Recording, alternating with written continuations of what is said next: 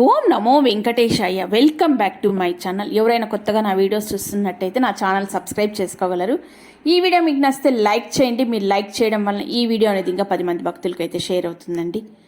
మనం ఇప్పుడు ఈ వీడియోలో తిరుమల ఆలయం ఎదురుగా ఉన్న బేడి ఆంజనేయ స్వామి దేవాలయం వెనుక ఏమి కథ ఉంది, ఎందుకు అక్కడ బేడి ఆంజనేయ స్వామికి ఆ పేరు వచ్చింది అని చెప్పేసి మనం ఈ వీడియోలో అయితే మనం తెలుసుకుందామండి.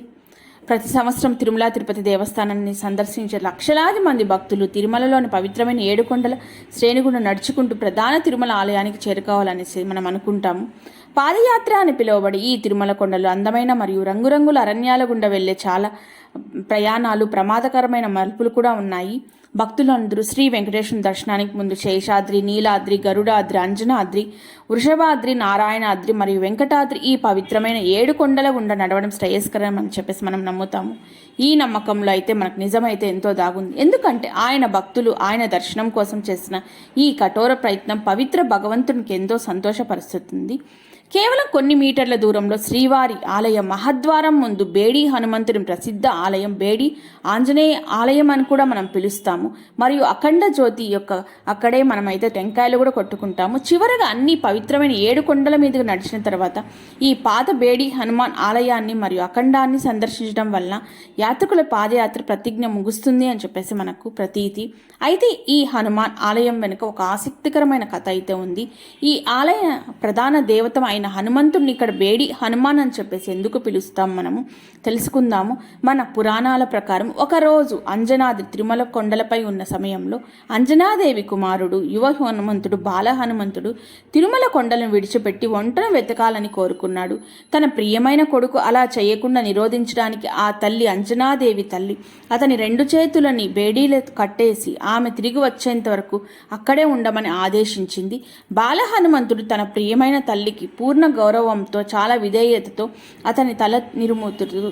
ఆమె తిరిగి వచ్చే వరకు అతను ఖచ్చితంగా అక్కడే ఉంటానని ఆమెకి మాట ఇచ్చాడు. మరియు హిమాలయాలకు తరలించబడింది ఆమె. అయితే ఆ తర్వాత కొన్ని విచిత్రమైన కారణాల వల్ల అంజనాదేవి తిరుమల కొండలకు తిరిగి రాలేదు. మరియు హిమాలయాల్లోని ఆకాశగంగ దగ్గర అయితే స్థిరపడింది. తన ప్రియమైన అమ్మవారి ఆజ్ఞలను మనస్ఫూర్తిగా పాటిస్తూ బాలహనుమంతుడు ఇప్పటికీ అక్కడ నిలబడి ఉన్నాడని మన పురాణాలు అయితే చెబుతున్నాయి. నేటికి తిరుమల కొండలపై తిరుమల ఆలయంలోని పవిత్ర మహద్వారం ముందు హిమాలయాల నుండి వచ్చే తన తల్లి కోసం అయితే వేచి ఉండాడండి ఆ ఆంజనేయ స్వామి. కానీ శ్రీ వెంకటేశ్వర స్వాముడి తన శిష్యుడైన బాలహనుమంతుడిని అయితే ఎప్పటికీ విస్మరించలేదు.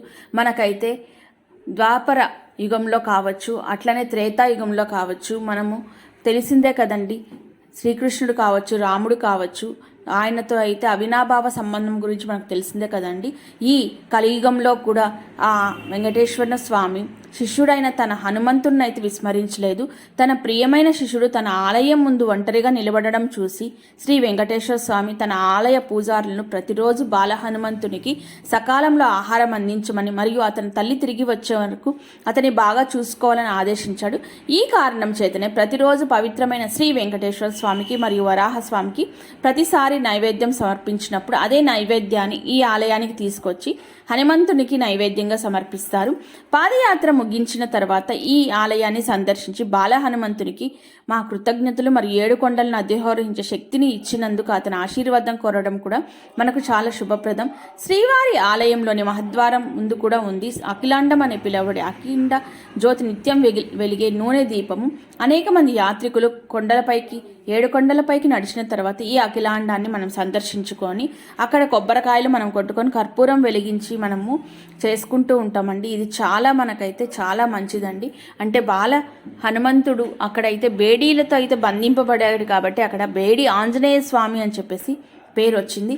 ఆయన ఇప్పటికి కూడా అక్కడ నిలబడి ఉన్నాడు ఆమె అంజనాదేవి కోసం అని చెప్పేసి చెప్తూ ఉంటారండి. ఇదేనండి అక్కడ బేడి ఆంజనేయ స్వామి ఆలయ విశేషం అయితే. ఓం నమో